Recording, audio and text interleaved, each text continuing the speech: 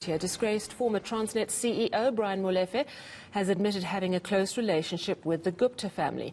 Molefe gained infamy when he claimed he was visiting a Saxonwold shebeen when quizzed about his relationship with the Guptas. But Molefe does, however, deny knowing Gupta Lieutenant Salim Essa.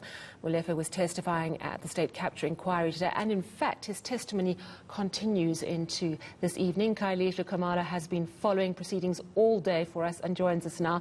Kaya, thank you for taking a break from monitoring what Brian Molefe is saying, because he is still, of course, giving evidence. He took off his Eskom former boss hat. He had his Transnet boss hat on, or he has it on today. What is unfolding, what has been unfolding in the last few minutes to give us perspective on why the State Capture Commission is interested in Transnet?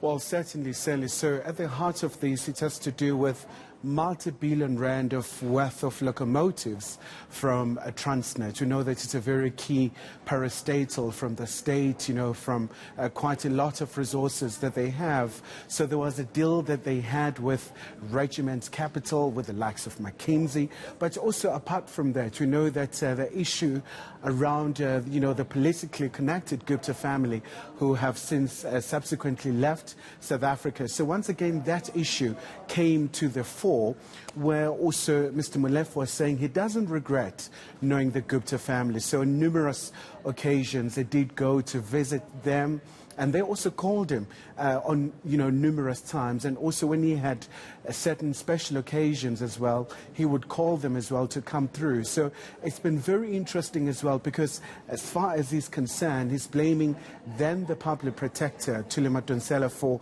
saying that she betrayed him in essence. But also apart from that, he went as far as indicating that, the issue around the procurement at Transnet, they tried really to improve that particular issue. But also, Sally, someone who's very central whenever you talk about states capture, it's the name Salim Essa. So once again, that name came, but as far as Mr. Molefe is concerned, he hasn't really met him, and in fact he said he really doesn't know him. But it's quite bizarre, because when you go back to 2014, there was a meeting in Melrose Arch where they talked about somebody who was tipped to be the Eskom CEO, and Mr. Salim Essa was actually bragging about that.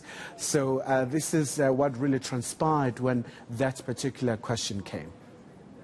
Mr. Essa wasn't deployed to meet with you because you were dealing with the Guptas directly. No, I can't comment on what Mr. Essa was deployed to do or not deployed to do.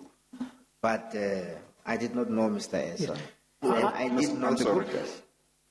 Well, Mr. Molefe, when council puts to you the proposition that he puts to you, he is giving you an opportunity to dispute his proposition, to say that it's incorrect, or to say it is correct, or if you think it's based on a false or premise, to say that, because later on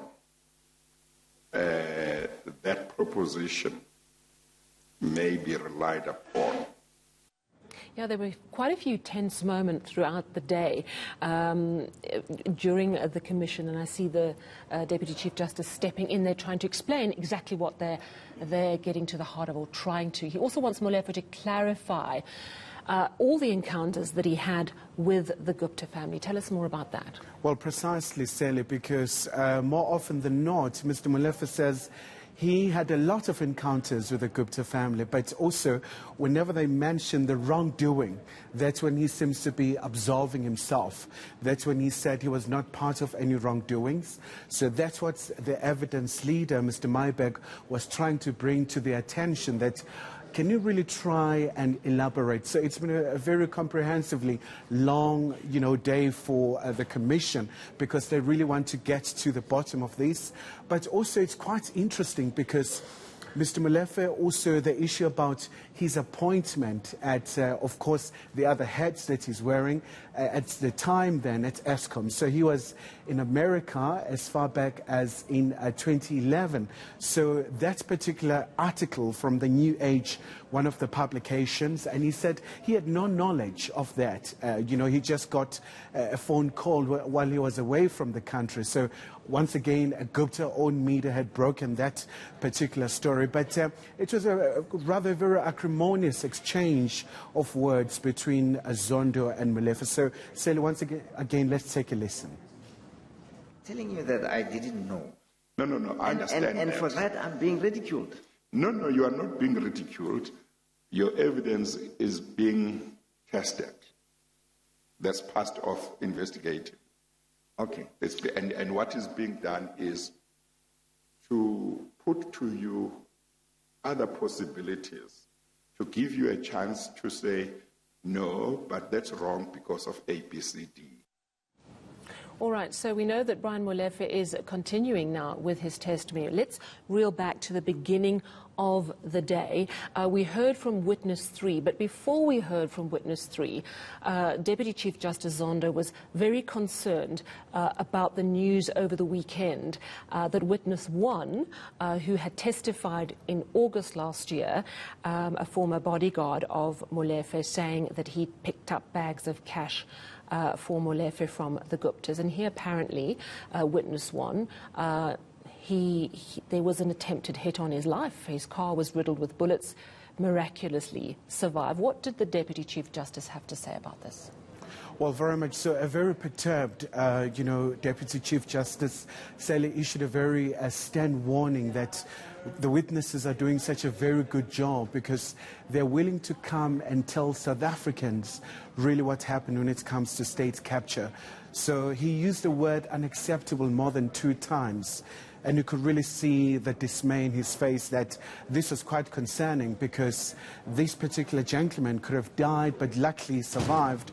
So also calling upon the law enforcement agencies to try and attend to these cases as expeditiously as possible so that witnesses can come forward, because he said, with other witnesses who are yet to come and testify, this may deter them from coming forward. So really denouncing, really, in the strongest possible terms, Sally. And this is what he had to say. It is completely unacceptable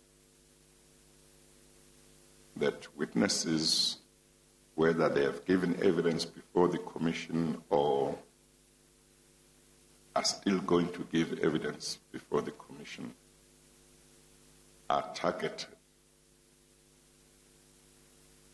and attacked, and attempts are made on their lives. Attempts are made to kill them. It is completely unacceptable.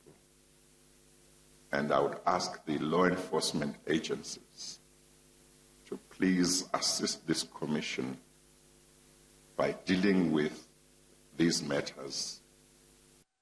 Yeah, a real concern there from Deputy Chief Justice Zondo. Khayelitsha, I'm going to leave you to go back to continue seeing what's happening at the State Capture Commission, but only if you promise to come back and tell us more if more dramatic testimony unfolds. Thank you so much, Khayelitsha Khumalo. And just to let you know that after 6 o'clock this evening, I will be speaking to a broadcaster and author of The Whistleblowers, Mandy Wiener, about the concerns raised by Deputy Chief Justice Zondo around how safe whistleblowers and secret witnesses really are.